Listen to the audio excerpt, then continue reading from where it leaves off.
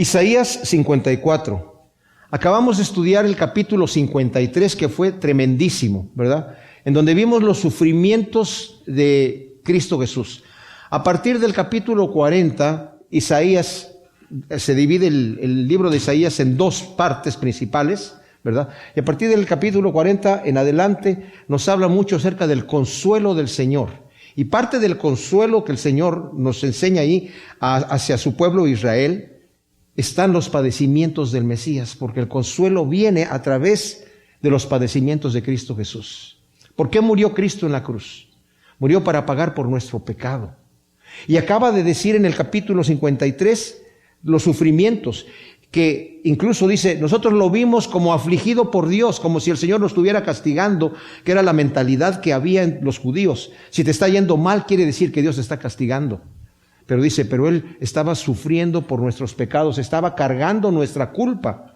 Y luego dice al final del capítulo 53, en el versículo 10, dice, plugó a Yahvé quebrantarlo y someterlo a padecimiento. Cuando se haya puesto su vida en sacrificio expiatorio, verá su descendencia, vivirá por días sin fin, y la voluntad de Yahvé triunfará en su mano. Y gracias a la aflicción de su alma, verá la luz de la victoria y quedará satisfecho. Por su conocimiento, mi siervo, el justo, justificará a muchos y cargará con los pecados de ellos. Por tanto, yo le daré parte con los grandes y con los fuertes repartirá despojos, por cuanto derramó su vida hasta la muerte y fue contado entre los pecadores, habiendo cargado el pecado de multitudes y orado por los transgresores. Tremenda cosa. A través del sacrificio de Cristo Jesús, mis amados, somos justificados. Lo único que necesitamos es tener fe, venir delante de Dios y entregar nuestra vida. El precio lo pagó Él. Para nosotros la salvación es gratuita, pero a Dios le costó la sangre y la tortura en la cruz. Entonces entra en el capítulo 54, ya con un canto de victoria y un ofrecimiento de salvación. Y es importantísimo el primer versículo del capítulo 54, donde dice, canta, oh estéril, tú que no dabas a luz, rompe en alabanzas y da voces de júbilo, tú que nunca estuviste de parto, porque más son los hijos de la desolada que de los de la casada, dice Yahvé. O sea, como dije, después de los padecimientos del siervo de Yahvé y su victoria en la cruz, ahora Isaías profetiza la total restauración de Israel por el infinito amor que Dios le tiene a su pueblo. Y aunque esta profecía se aplica directamente a Israel, también es aplicable a la iglesia que es sacada del cautiverio del pecado, que es un cautiverio más terrible que el cautiverio donde estaba Israel. En ese entonces estaban siendo cautivos en Babilonia por su rebelión. Y le dice, canta, oh estéril. Israel en cierta manera vino a ser estéril en que no trajo salvación al mundo. Isaías mismo profetizó en unos capítulos anteriores, en donde diciendo, nosotros no hicimos nuestro trabajo, el Señor nos escogió como un pueblo santo para representarlo delante de un mundo podrido de pecado y no lo hicimos, fallamos en nuestra comisión de parte de Dios. Entonces fue estéril Israel. En lugar de infectar al mundo con las leyes que el Señor les dio y los mandamientos santos y buenos, ellos mismos se contaminaron y por eso quedó estéril. Pero también vemos aquí una figura en el Antiguo Testamento. Sara, la esposa de Abraham, es una figura de Israel, que ella era estéril y al final el Señor le dio que tuviese un hijo, ¿verdad?, a Isaac, y a través de su descendencia, como dijo el Señor, le había prometido a Abraham, van a venir multitudes, y todo el pueblo de Israel, todas las multitudes salieron de Isaac, ¿verdad? Vemos también en Abraham, es una representación del padre, en Isaac, del hijo, Eliezer, que era el esclavo de Abraham, viene a ser el Espíritu Santo, ¿verdad?, que trae a Rebeca, a su hijo, y pues Rebeca viene a ser una representación de la iglesia, ¿no? Entonces dice el versículo 2, ensancha el lugar de tu tienda, extiéndanse las cortinas de tu habitación, no te detengas, alarga tus cuerdas y fortifica tus estacas, porque te extenderás hasta la derecha y hasta la izquierda, y tu descendencia desposeerá las naciones y volverán a poblar las ciudades desoladas. Dice, ensancha el lugar de tu tienda, ya que Yahvé regresará a Israel, toda la tierra prometida, y su final cumplimiento va a ser en el reinado milenial del Mesías, en donde Jerusalén será la capital del reino, ¿verdad? Israel se extenderá a derecha y izquierda. Esto en hebreo quiere decir también de norte a sur, o sea, la extensión que el Señor está dando territorial es tremenda a Israel. Territorio que el Señor había prometido a Abraham y que aún durante el reinado de David y Salomón no habían llegado a poseer en su totalidad. Y hoy en día pierden cada vez más terreno en convenios de paz y a las naciones extranjeras, ¿verdad?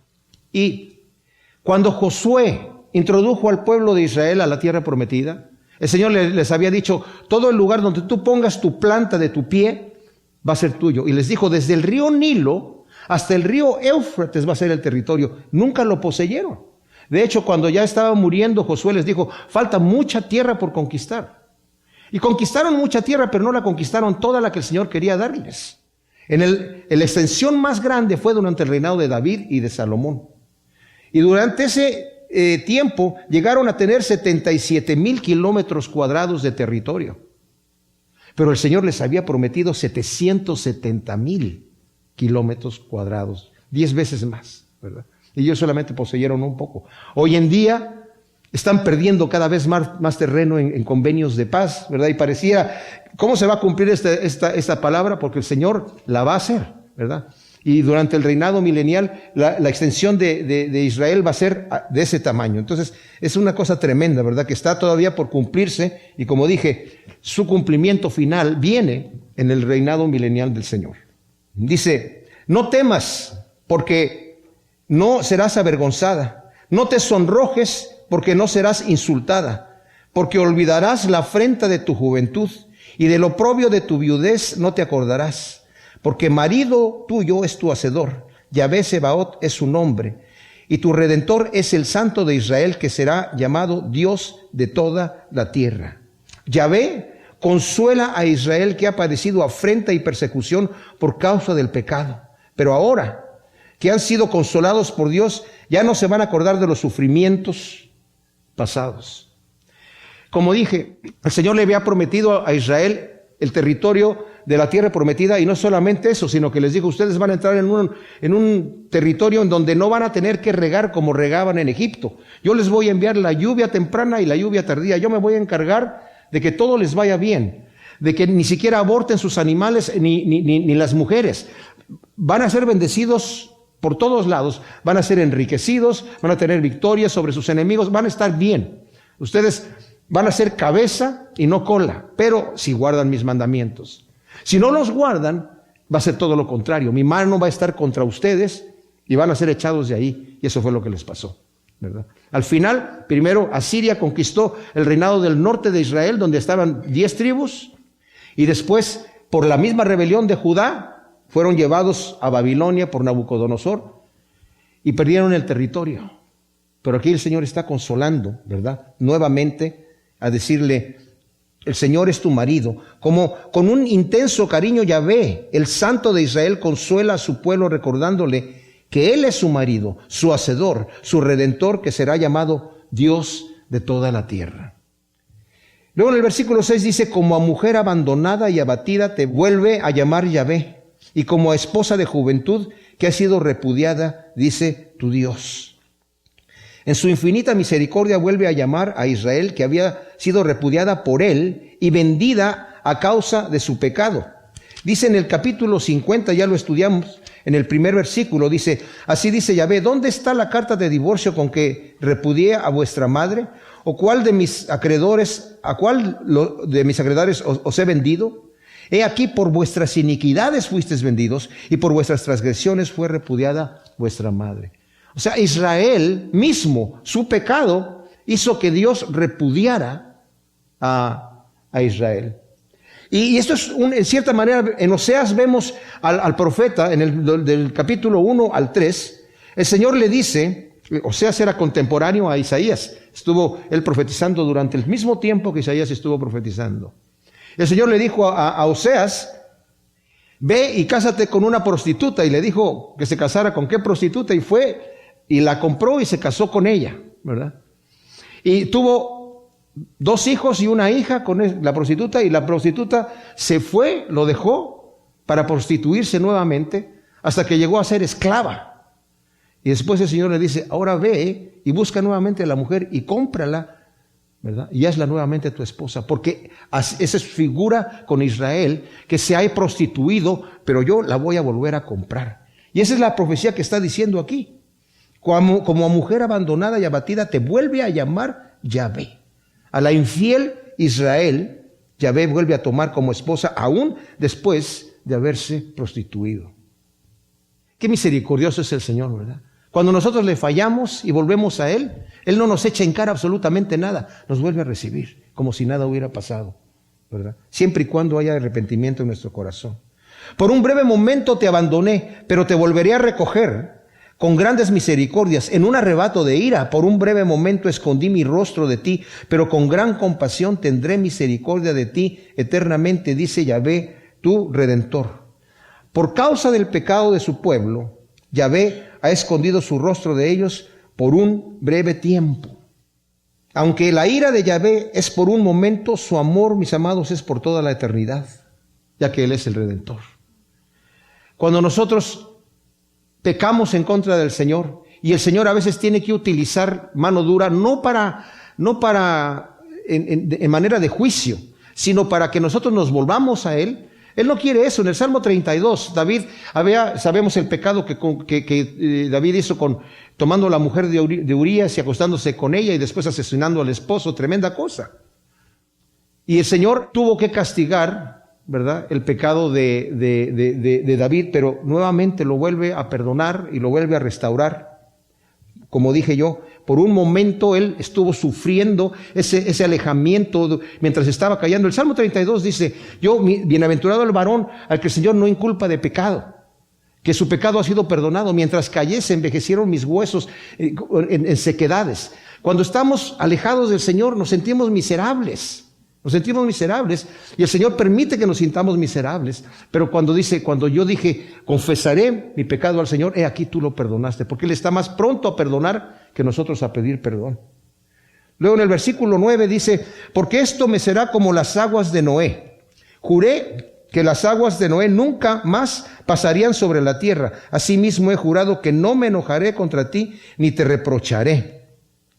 Aunque los montes se muevan y tiemblen los collados, mi misericordia no se alejará de ti, ni será anulado mi pacto de paz, dice Yahvé, que tiene compasión de ti. O sea, el Señor promete que así como juró a Noé, que ya nunca más iba a destruir al mundo por un diluvio, cuando ya terminó, ¿verdad?, y se bajaron las aguas de la tierra. Imagínense ustedes, la maldad era tal que de todos los millones, se calcula que la población en el mundo era probablemente como la que hay hoy, por la cantidad de años que vivía la gente. Eso lo han calculado algunas personas, yo no sé cómo lo hicieron, ¿verdad? Pero porque vivían un promedio de 911 años cada persona. Pero dice la Escritura que la maldad en el mundo era global. ¿Se imaginan ustedes? Solamente se salvaron la familia de Noé. Tremenda cosa. Entonces, dice el Señor, ya cuando terminó el diluvio, ya bajaron las aguas y se asentó el arca sobre la tierra. El Señor le juró a Noé, dice, nunca más voy a destruir a la tierra con agua, ¿verdad? Y dice, como pacto de eso, el sello del pacto va a ser el arco iris. Cuando lo veas, acuérdate de mi pacto. Y dice aquí, así como yo le juré a Noé que nunca más iba a hacer esto, ¿verdad? Ahora le promete al Señor que nunca más se va a enojar con él ni le va a reprochar nada. Dice, los montes y collados pueden ser figura de los juicios de Dios en las deportaciones de Asiria, de Babilonia y aún de Roma, aunque tiene su final cumplimiento en la gran tribulación. En Apocalipsis vemos nosotros, ¿verdad?, cómo se narra el asunto. Y también Habacuc, el Señor le muestra que el Señor va a traer el juicio contra su pueblo rebelde en la época de la deportación de Asiria y de Babilonia. Dice, pero voy a tener misericordia de ellos nuevamente, los voy a volver a traer. Pero aquí dice, ¿se imaginan ustedes? Aquí dice, yo nunca más. O sea, una vez que el Señor establezca el reinado milenial, mis amados, el Señor no se va a volver a enojar jamás. El Señor va a ser nuestro pastor, Él nos va a dirigir. Él no va a permitir que el pecado nunca más exista. Es una promesa que a mí me maravilla, porque si nosotros confiamos en nuestra propia fuerza, ¿verdad?, ¿cómo vamos a hacer para portarnos bien en el reino de Dios? ¿Qué garantía tengo yo que no le voy a fallar al Señor? Bueno, el Señor va a seguir morando en mí, no me va a decir, bueno, te di mi Espíritu Santo mientras estabas en la tierra, pero me lo regresas aquí en el cielo. No, Señor. Yo estoy seguro que vamos a seguir siendo, porque el Señor dice que sean uno conmigo como yo soy en el Padre, ¿verdad? Y Él nos va a mantener, va a ser nuestro pastor, nos va a estar pastoreando, como también dice Apocalipsis 7, el Cordero los pastoreará. Entonces, en el versículo 11 dice, pobrecita, zarandeada por la tormenta y sin consuelo, he aquí, yo asentaré tus piedras sobre turquesas y echaré tus cimientos sobre zafiros, haré tus capiteles de rubíes, tus puertas de carbunclos y toda tu cerca de piedras preciosas. Israel, mis amados, rechazó a su Mesías. El domingo de Palmos lo aclamaron rey. 4 días más tarde lo estaban crucificando en la cruz. Increíblemente, ¿verdad? Y Jesús, cuando llegó a la ciudad y vio Jerusalén, lloró sobre ella y dijo, Jerusalén, Jerusalén. Eso está en Lucas 19, del 41 al 44. Dice, si tú supieras lo que es para tu paz, pero te has sido, en este momento te has velado de tus ojos, van a venir sobre ti, van a hacer terraplén y van a tomar tu ciudad, la van a incendiar, van a derrumbar el templo. A sus discípulos les dijo, de este templo no va a quedar piedra sobre piedra. Y en la invasión de Tito, en el 70 después de Cristo, fue arrasada completamente Jerusalén. E Israel fue deportado por casi 2000 años, hasta 1948, mayo de 1948, que fueron establecidos ahí. Muchos de los eruditos bíblicos anteriores a ese año pensaban que Israel ya no iba a volver a ser restaurada hasta que el Señor la restaurara en el milenio. Pero fue un milagro que el Señor los trajo de nuevo allí, ¿verdad? Pero aquí nos está hablando, ¿verdad? Yahvé se complace de Israel, ya que por, como dice, casi 2000 años fueron dispersados y fueron perseguidos. El antisemitismo que hay en el mundo es una obra impresionante.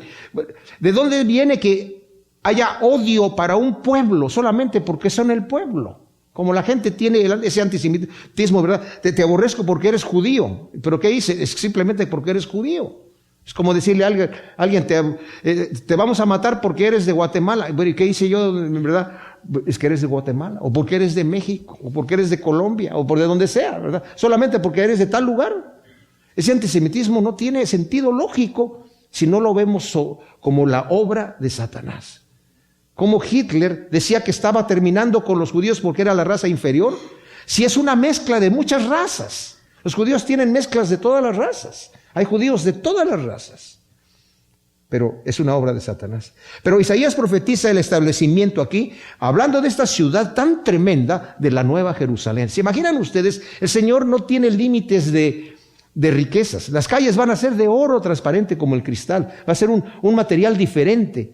Y todas las piedras preciosas que nos dice en Apocalipsis 21, del 18 al 21, se nos describe la santa ciudad de Jerusalén, tremendísima, ¿verdad? Porque el Señor no tiene límite de lo que Él puede hacer. Y va a ser algo tremendo, cuyo arquitecto y constructor, dice la Escritura, es Dios mismo. Tremendo, tremendo va a ser eso.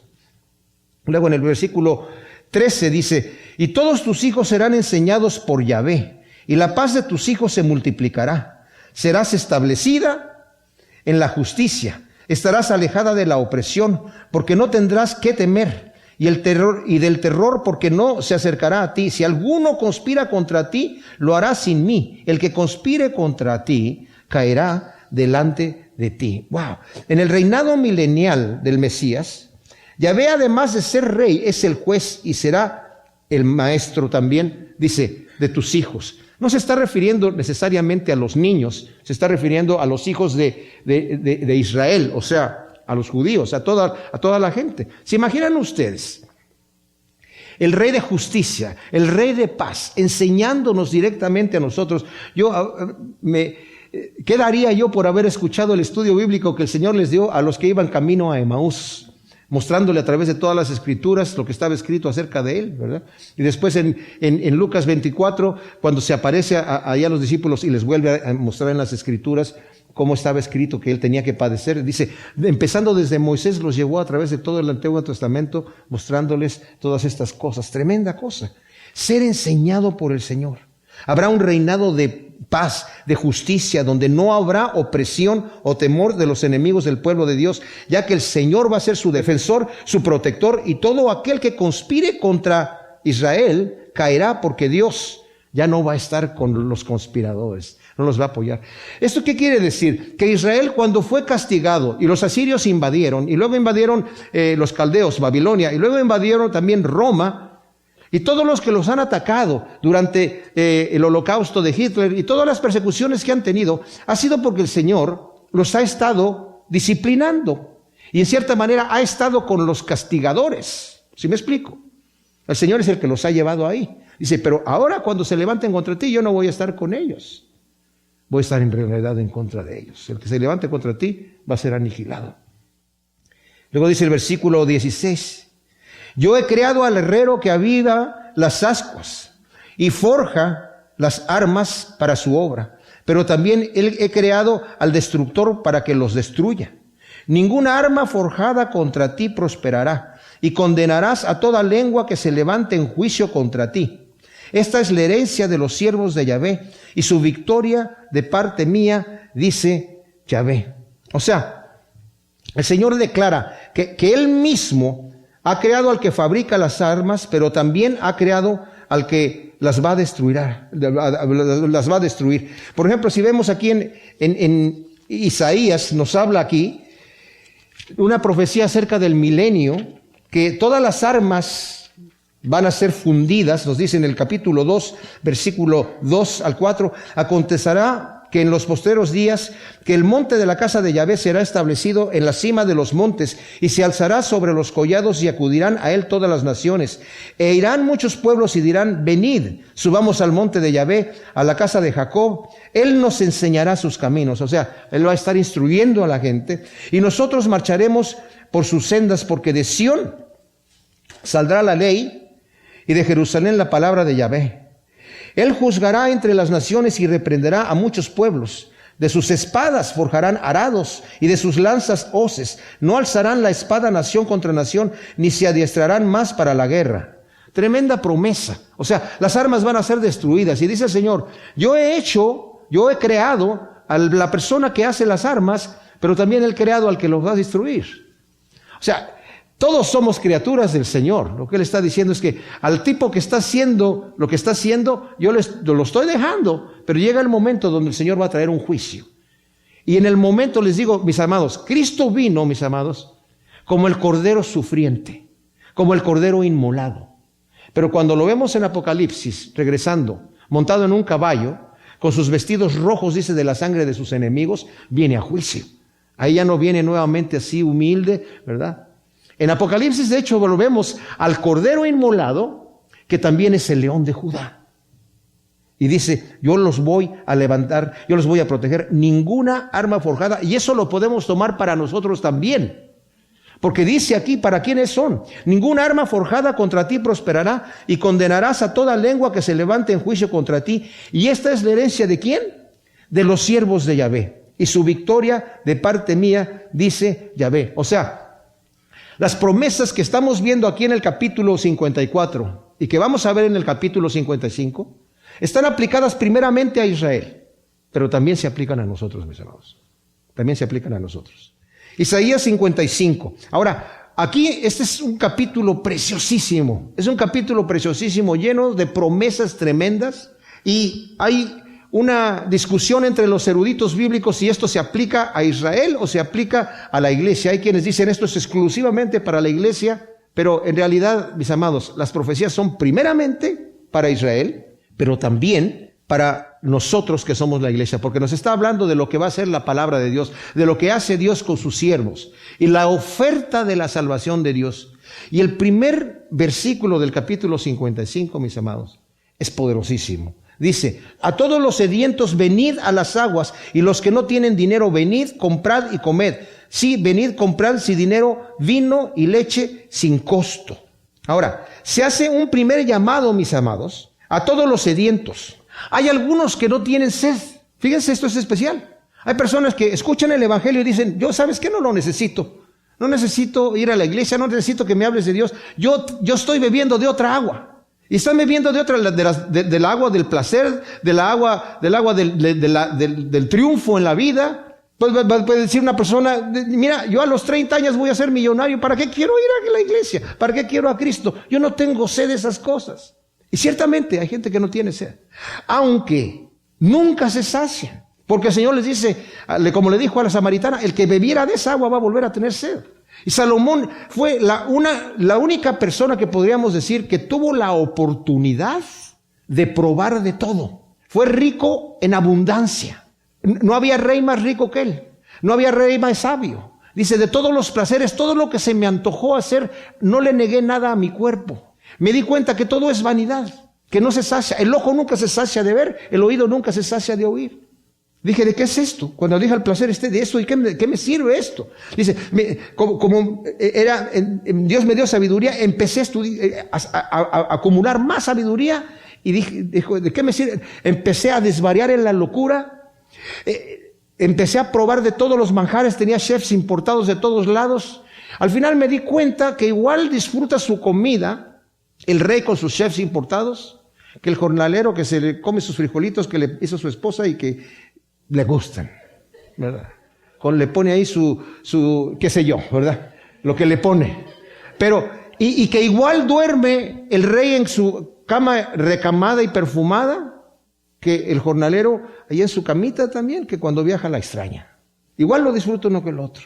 Pero dice, el que tenga sed, vengan a las aguas. Y los que no tienen dinero, venid, comprad sin dinero, vino y leche y sin costos. O sea, cuando dicen comprar, estaba leyendo un comentarista hebreo, judío, que dice que cuando en hebreo dicen comprar, significa literalmente comprar grano, ¿verdad? Pero también de las aguas, para saciar la sed. Y el vino habla del gozo, ¿verdad? La leche de los nutrientes para el crecimiento. Pero también se hace un llamado a comer y a saciarse sin dinero del verdadero pan de vida. Jesucristo dijo en el capítulo 6 de Juan, en el versículo 35, yo soy el pan de vida. El que de mí come no va a volver a tener hambre. El que bebiere del agua que yo le daré, le dijo a la samaritana en Juan 4, no volverá a tener sed jamás. Ya que la salvación es gratuita para el que la recibe, pero a Dios, mis amados, le costó su sangre. Dice Primera de Pedro 1 del 18 al 19, que el precio de nuestra salvación no se pagó con materiales corruptibles como con oro o con plata, sino con la sangre preciosa de Cristo Jesús. Al Señor le costó, para nosotros es gratis. Y el Señor está dando esta oferta. El que quiera, venga y coma. ¿Por qué gastas el dinero en lo que no es pan y vuestro esfuerzo en lo que no se sacia? Oídme atentamente y comed lo bueno y deleítense vuestras almas con manjares, mis amados. Y luego dice el versículo 3 también, inclinad vuestro oído y venid a mí, escuchad y vuestra alma vivirá. Y yo haré con vosotros un pacto eterno, las misericordias fieles prometidas a David. O sea, ¿qué es lo que no es pan y lo que no sacia? Es lo que por naturaleza el mundo ofrece. Justamente lo que yo decía. El mundo nos ofrece un agua podrida.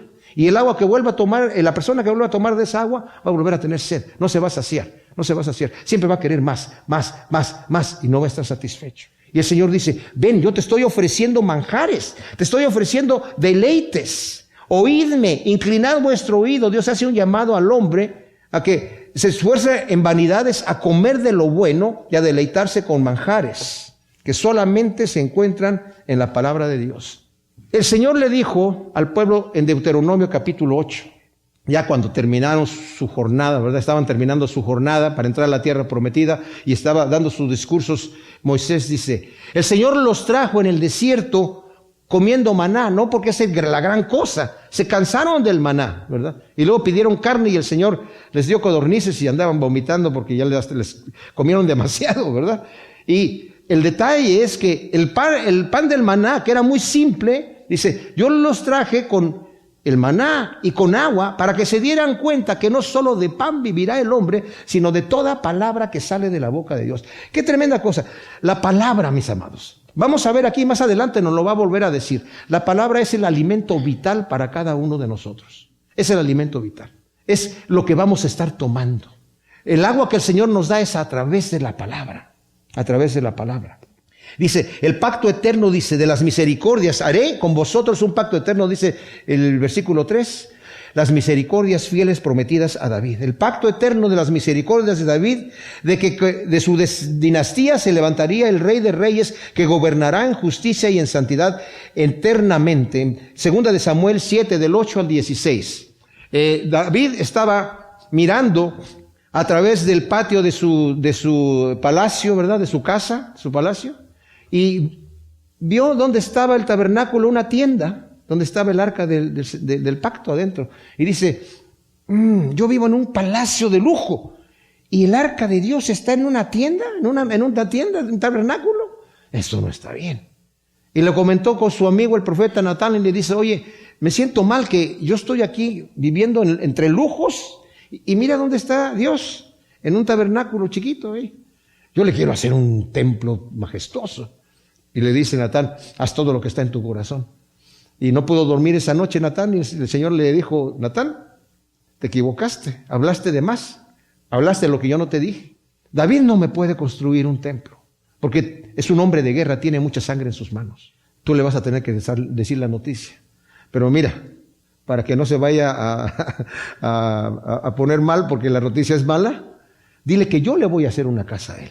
Y de su descendencia voy a traer al Mesías. Entonces, cuando llegó delante de David, le dijo, el Señor me dijo que tú no puedes construir casa, pero dice que Él te va a construir a ti casa. Y de tu descendencia va a traer el Mesías. Y David se postró delante del Señor y dice, Señor, ¿quién soy yo para que tú me hagas este tipo de promesas? Qué tremenda cosa haces tú, Señor. Y son las misericordias de David, porque aún después de David haber pecado en el asunto de Urías, no solamente se acostó con la mujer de Urías, sino asesinó al marido, aún después de eso, y la infidelidad de la dinastía de David que después tuvo, el pacto de Yahvé permanece firme. Segunda de Samuel 23:5, mis amados, nosotros vemos allí a David hablando de las misericordias que el Señor tiene con él, ¿verdad?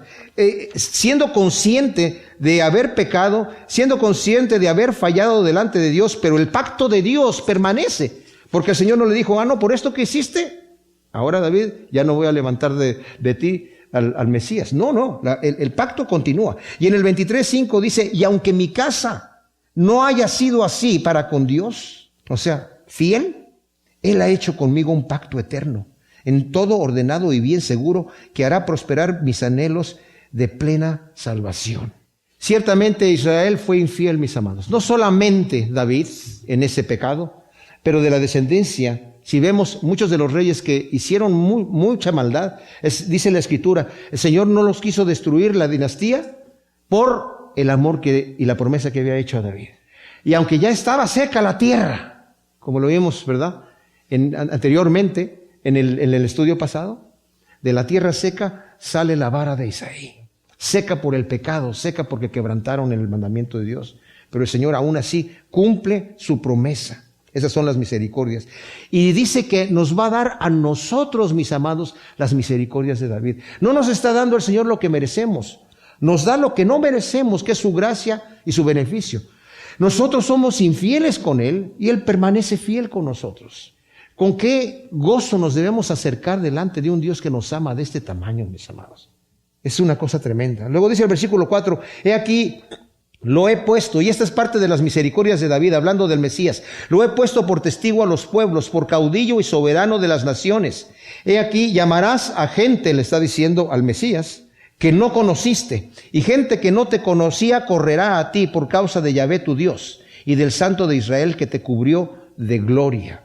El pacto eterno de las misericordias de David se cumple en Jesucristo, mis amados. Dice, por ejemplo, en el Evangelio de Lucas, el ángel le dijo a María, no temas, María, porque has hallado gracia ante Dios. He aquí quedarás encinta y darás a luz un hijo y llamarás su nombre Jesús. Este será grande y será llamado Hijo del Altísimo, y el Señor Dios le dará el trono de David, su padre. Aquí vemos cumplida la promesa, ¿verdad?, de las misericordias de David en Jesucristo. El glorioso reino de Dios, mis amados, gobernado por el Rey de Reyes y Príncipe de paz, cuyo reinado será exquisitamente glorioso. Y aquellos que tenemos hambre y sed de justicia, que somos la gente que no lo conocía, los gentiles, ¿verdad? Correremos a Él clamando, Señor, venga tu reino y hágase tu voluntad, como en el cielo, así también en la tierra. Este mundo está podrido y los gobiernos están también corruptos, mis amados. Y vamos a poder decir, Señor, realmente venga tu reino. Un reinado, y se imaginan ustedes, un reinado de justicia, de paz, de amor, de bienestar eterno, eterno. Tremenda cosa. Luego dice el versículo 6, buscad a Yahvé mientras puede ser hallado, invocadlo mientras está cerca. Deje el malo su camino y el inicuo sus pensamientos y conviértase a Yahvé, que se apiadará de él, a nuestro Dios que es grande en perdonar. Ahora, la Escritura nos dice en muchísimos lugares, en muchísimas instancias, que debemos de buscar a Dios mientras puede ser hallado, ya que la puerta se va a cerrar y entonces va a ser muy tarde. En el capítulo 49 que ya estudiamos, en el versículo 8, dice, así dice Yahvé, en tiempo aceptable te respondí y en el día de tu salvación te ayudé, te guardé y te guardaré y te daré por pacto el pueblo para que le restaures la tierra y repartas las heredades asoladas. O sea, en tiempo aceptable te respondí. Hay un tiempo aceptable, mientras puede ser hallado. Hay la puerta que se cierra. En Lucas, mis amados, 13 del 24 al 25 dice el Señor, entra por la puerta estrecha. Esfuérzate, agonízate a entrar por la puerta estrecha antes de que sea cerrada. Porque ya una vez que se haya cerrado la puerta, van a empezar a llamar y les van a decir, ya no hay entrada. Hay un momento en donde la puerta se cierra. Y puede ser de este lado de la eternidad o puede ser en el momento de la muerte. Nadie tiene la vida asegurada. Pero se imaginan, ¿quiénes son los que van a estar crujiendo los dientes y llorando en aquel día? Los que tuvieron la oportunidad de acercarse a Dios, de beber del agua gratuita, de la salvación gratuita, de escuchar al Señor mientras puede ser hallado. El Señor no te quiere pegar, el Señor no te quiere castigar, el Señor te quiere bendecir. Lo que pasa es que si tú una vez ya tuviste una relación con Dios que ahora no tienes, ya no te acuerdas cómo es. Se te olvidó. Hasta que regresas nuevamente y te das cuenta, qué hermoso es tener paz con Dios. En el momento tú piensas, no, es que no me quiero acercar a Dios, yo estoy muy sucio, estoy muy sucia. El Señor te dice, ¿sabes qué? No importa. Ven a mí, yo te voy a alabar. Es el tiempo aceptable. Ven. Y una vez eso sucede, hay un dolorcito mientras entra la espada y empieza a cortar. Mientras entra el bisturí y empieza a cortar lo que no sirve. Pero después viene la sanidad y cuando tenemos esa paz con Dios, donde nos despertamos en la noche y estamos contentos con el Señor, ahí es el momento del gozo. Ahí es el momento donde estamos saciados y decimos, gracias Señor que tú me has restaurado nuevamente, porque me he acercado mientras puede ser hallado. Los que van a estar crujiendo los dientes son los que dijeron, ¿por qué perdí la oportunidad mientras lo tenía allí enfrente? Y yo creo que la tortura de vivir así eternamente va a ser peor que el tormento mismo del castigo eterno. Arrepiéntase y conviértase, que el Señor es amplio en perdonar. En Marcos 1:15 el Señor dice, arrepiéntete y cree en el Evangelio, la buena noticia. Porque el reino de los cielos se ha acercado, es el tiempo aceptable del Señor. El Señor nos responde antes de que pidamos perdón. Como dije en el Salmo 32, el 5 al 6, está diciendo ahí David, yo dije, confesaré mi pecado al Señor y tú fuiste amplio en perdonarme. Me perdonaste antes. Fíjense cómo lo dice al final del libro de Isaías en el capítulo 65, en el versículo 24 dice el Señor, y acontecerá que antes que clamen yo responderé, cuando todavía estén hablando yo ya habré oído. O sea, en el momento que le estamos pidiendo perdón al Señor y nos estamos acercando a Él, todavía no terminamos de hablar y el Señor ya nos perdonó. El Señor nos dice, ¿qué? ¿Así de rápido tú crees que va a ser la cosa? No, muchachito o muchachita, te me tienes ahí sufriendo un ratito, porque mira lo que hiciste, ¿verdad? A la esquina por un rato. No, el Señor nos recoge inmediatamente. Y luego dice el versículo 8, porque mis pensamientos no son vuestros pensamientos, ni vuestros caminos mis caminos, dice Yahvé. Porque como los cielos son más altos que la tierra, así mis caminos son más altos que vuestros caminos, y mis pensamientos que vuestros pensamientos. Mis amados, dice el por qué. Dice, porque mis pensamientos no son como vuestros. ¿Qué tiene que ver el por qué? A veces tomamos este versículo aislado Y nada más pensamos, sí, los pensamientos de Dios no son como nuestros pensamientos. Y se puede aplicar a muchas cosas, pero aquí lo está explicando a una cosa. ¿A cuál? A lo que acaba de decir. ¿Qué es lo que acaba de decir? Busca a Dios mientras puede ser hallado, que Él es amplio en perdonar. Porque mis pensamientos no son como tus pensamientos, porque así como están la tierra de los cielos, son mis pensamientos más altos que los tuyos. Eso quiere decir, tú no sabes perdonar y tú crees que yo no te voy a perdonar. Tú no eres amplio en perdonar, no sabes hacer eso, pero yo sí. Tú guardas rencor cuando te ofenden, pero yo no. Tú cuando alguien te ofende, lo perdonas una vez, cuando te ofende otra, la misma, o 2 veces, ya la tercera le vas a decir, oye, ya, ¿cómo te voy a perdonar? Ya van 3, la tercera es la vencida. No, el Señor no dice eso. Ese no es un versículo en la Biblia, ¿verdad? Pedro le preguntó al Señor, ¿hasta cuántas veces he de perdonar a mi hermano? ¿Hasta 7? Y yo creo que Pedro ya estaba pensando, el Señor va a decir, Pedro, qué bárbaro. Le dijo, no, Pedro, no te digo que hasta 7, en un día, sino hasta 70 veces 7, wow. Tampoco se trata que son 490 veces, ya llevas 489, ¿verdad? Y 490, ok, ya la siguiente ya no, tampoco. Quiere decir infinitamente, ¿verdad? Miren, el Señor nos da en Mateo 18, bueno, en el Mateo 6, cuando está hablando de la oración, y está diciendo, perdónanos como nosotros perdonamos a los que nos ofenden. Luego dice, porque si ustedes no perdonan a sus ofensores, tampoco vuestro Padre va a perdonar a sus ofensores. Cuando Pedro le hizo esa pregunta de cuántas veces he de perdonar a mi hermano, el Señor le refirió una parábola que dijo, había un rey que a uno de sus siervos le debía 10,000 talentos. Y como este siervo no podía pagar esa gran cantidad, le dijo, ¿sabes qué? Te voy a perdonar. Él le rogaba, le decía, tenme paciencia y te lo voy a pagar. No lo iba a poder pagar, mis amados. 100 talentos, hice el cálculo. 10,000 talentos. Hice el cálculo más o menos, tomando el salario mínimo más o menos aquí en California, como casi de unos, para las horas que se trabajaban en aquel entonces, digamos unos $100 diarios, ¿verdad? 10,000 talentos son 60 millones de denarios, que serían aproximadamente 4,600 millones de dólares. 4,600 millones de dólares. Pues ¿cómo lo iba a poder pagar? Si era un siervo que trabajaba por $100 diarios, ¿cómo iba a poder pagar? Dice, tenme paciencia y te lo voy a pagar todo. Y le dijo el rey, ¿sabes qué? No me lo vas a poder pagar, así que ya mejor te perdono. Y él saliendo, se encontró con un siervo suyo que le debía 100 denarios. 100 denarios, al mismo cálculo, eran $10,000. Y el consiervo le dijo, tenme paciencia y yo te los voy a pagar. Y dice, bueno, ¿cuál paciencia? No, te voy a meter a la cárcel. Entonces los demás, el consiervo, vieron la injusticia y le fueron a referir al rey lo que pasó. Y el rey llamó al otro siervo, le dijo, oye, yo no te perdoné una deuda que no me la ibas a poder pagar porque me rogaste. ¿No debías tú haber tenido misericordia de aquel consiervo tuyo que te debía una cantidad muy inferior a la que tú me des a mí? ¿Sabes que te dije que te perdonaba? Sí. Ahora no. Todavía me lo debes. Y te voy a echar a la cárcel. O sea, ¿qué está diciendo el Señor aquí? Bueno, a nosotros nos pide que perdonemos como Él perdona. Tal vez no somos capaces de perdonar así, ¿verdad? Porque solamente Él perdona y olvida. Solamente Él perdona y no guarda rencor. Pero nosotros somos llamados a tener la misma actitud. Por eso dice, como los cielos de la tierra son mis caminos y mis pensamientos más altos. Dios no solamente perdona completamente, sino que olvida completamente. ¿Por qué?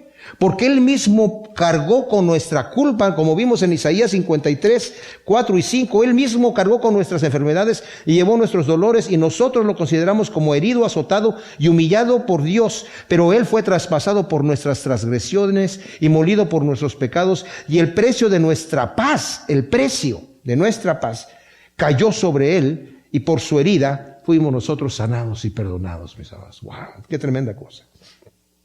Luego dice el versículo 10, como la lluvia y la nieve desciende de los cielos y no vuelve allá, sino que riega la tierra y la hace germinar y producir, y da semilla al que siembra y pan al que come, así será mi palabra que sale de mi boca. No volverá a mí vacía, sino que hará lo que yo quiero y cumplirá aquello para lo cual yo lo envié.